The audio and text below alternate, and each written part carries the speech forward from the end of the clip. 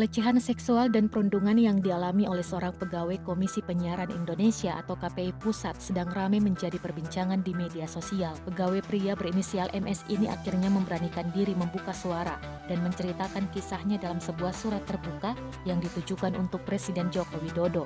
Korban mengaku dirinya mengalami perlakuan buruk tersebut sejak tahun 2012. Puncaknya adalah pada tahun 2015 ketika korban dilecehkan rame-rame oleh para pelaku yang juga pria. Tolong Pak Joko Widodo, saya tak kuat dirundung dan dilecehkan di KPI. Saya trauma, buah sakar dicoret spidol oleh mereka. Tulis korban membuka surat terbuka itu. Selain pelecehan seksual, korban juga mengaku dirinya pernah dipukul, dimaki dan diperlakukan seperti pesuruh.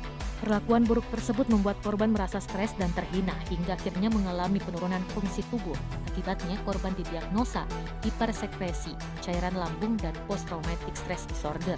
Apalagi sebelumnya ia sempat melapor pada polisi dan atasannya di kantor, namun tak mendapatkan penanganan serius. Pelecehan seksual tak bisa dianggap sepele dan diabaikan. Pasalnya, pelecehan seksual dapat mendatangkan malapetaka pada korban. Bukan hanya dapat mengganggu kesehatan mental, tapi juga menyebabkan sakit fisik. Para korban pelecehan seksual seringkali menderita kerugian emosional dan psikologis, termasuk stres, depresi, dan kecemasan. Mereka juga mengalami penurunan kepercayaan diri dan harga diri.